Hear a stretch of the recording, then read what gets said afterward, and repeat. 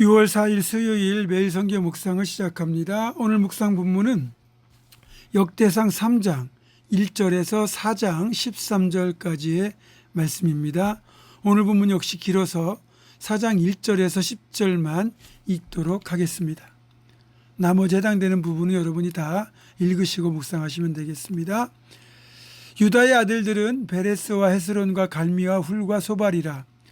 소발의 아들 르하야는 야핫을 낳고 야핫은 아후메와 라핫을 낳았으니 이는 소라 사람의 종족이며 에담 조상의 자손들은 이스라엘과 이스마와 잇바스와 그들의 매제 하술렐 보니와 그돌의 아버지 분우엘과 후사의 아버지 에셀이니 이는 다 베들레헴의 아버지 에브라다의 맏아들 훌의 소생이며 드고아의 아버지 아수울의 두 아내는 헬라와 나아라라.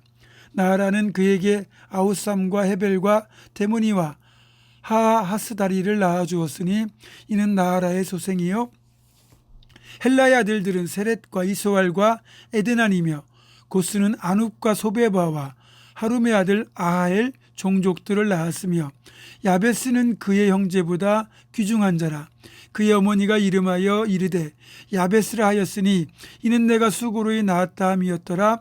야베스가 이스라엘 하나님께 아뢰어 이르되 주께서 내게 복을 주시려거든 나의 지역을 넓히시고 주의 손으로 나를 도우사 나로 환난을 벗어나 내게 근심이 없게 하옵소서 하였더니 하나님이 그가 구하는 것을 허락하셨더라. 아멘.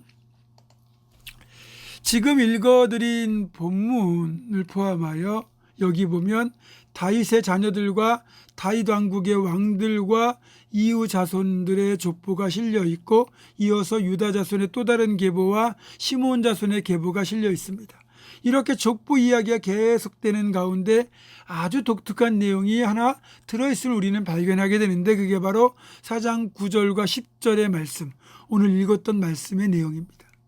사실 30년 전에 기독교 분야 베스트셀러로 한동안 오르내렸던 책 중에 야베스의 기도라는 책이 있습니다.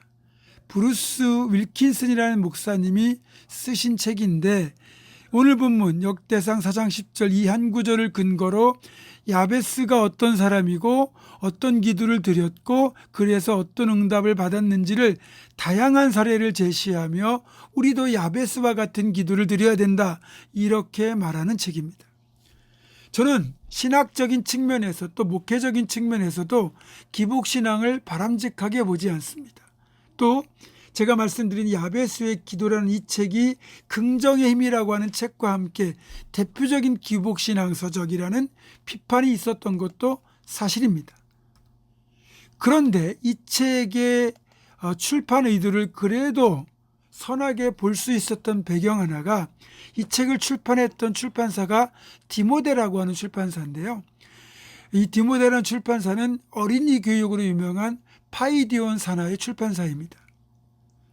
그러니까 기복적인 목적보다 믿음의 기도를 강조할 목적으로 이 책을 펴냈다고 봐야 된다는 거죠. 참고하시고요. 이제 어느 여자 성도가 인터넷 게시판에 이런 글을 올렸답니다. 내용은 이렇습니다. 가까운 친구가 교회를 떠났습니다. 열심히 신앙생활을 했음에도 불구하고 전혀 생활이 나아지지 않았기 때문입니다. 저는 다시 신앙을 회복하라고 열심히 권했습니다. 그러자 그 친구가 이런 말을 하더군요. 목사가 시키는 대로 열심히 신앙생활하는 너도 사는 꼴이 신통치 않잖아. 이 친구를 어떻게 도와주면 좋겠습니까? 여러분, 기복신앙이거든요. 그런데 이 기복신앙은 여러 면에서 문제가 많지만 그 중에서도 가장 큰 문제는 하나님마저 채무자로 만들어 버린다는 겁니다. 하나님 당연히 뭔가를 주셔야 되는 분으로 바꾼다는 거예요. 내가 열심히 신앙생활 했는데 왜 복을 주시지 않느냐 이렇게 된다는 거죠. 여러분, 우리가 복받기 위해 신앙생활하는 것이 아니라 구원받은 은혜에 감격하여 기쁨과 감사로 하는 겁니다. 교회에서 시키는 대로 기도 열심히 하고 전도 열심히 하고 헌금생활 봉사생활 열심히 하면 하나님 눈에 들어서 부자가 된다는 게 아니거든요.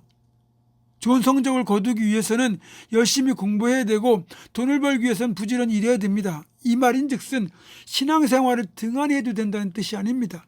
기도와 헌금, 봉사 등의 신앙생활을 부자가 되기 위한 수단으로 삼아서는 절대 안 된다는 말입니다.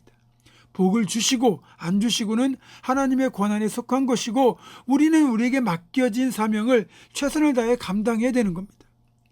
그러나 이 야베스의 기도가 만약에 선한 목적에서 드려진 기도라고 본다면 우리에게도 야베스의 기도를 드릴 이유가 생긴다는 겁니다.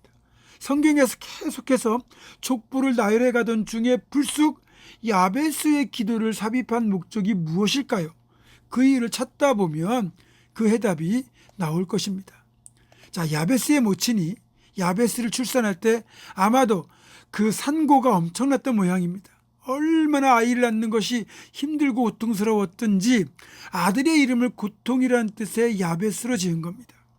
여러분, 성경에서요, 이름은 그 사람의 삶을 규정하는 아주 중요한 틀입니다.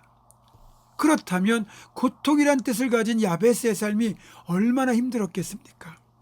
그런데 놀라운 것은 야베스는 그런 고통의 삶, 자신의 이름에 함몰되는 그런 삶을 사는 대신에 환난과 근심을 벗어나고 지경이 넓어지는 복을 달라고 하나님께 기도로 간구합니다.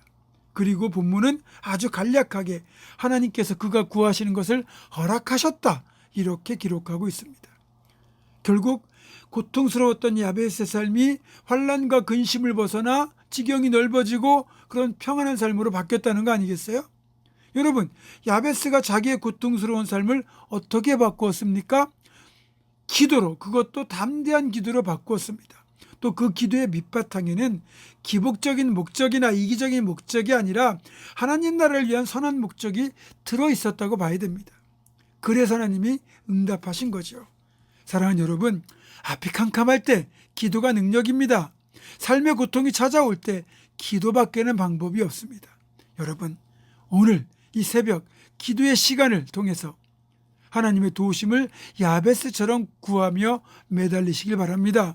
성령의 임재, 문제 해결, 고난의 극복, 자녀의 앞길, 우리 교회의 건강한 성장까지 야베스처럼 간절한 기도로 하나님께 매달려 보시기 바랍니다. 놀라운 일이 일어날 것입니다. 기도하겠습니다.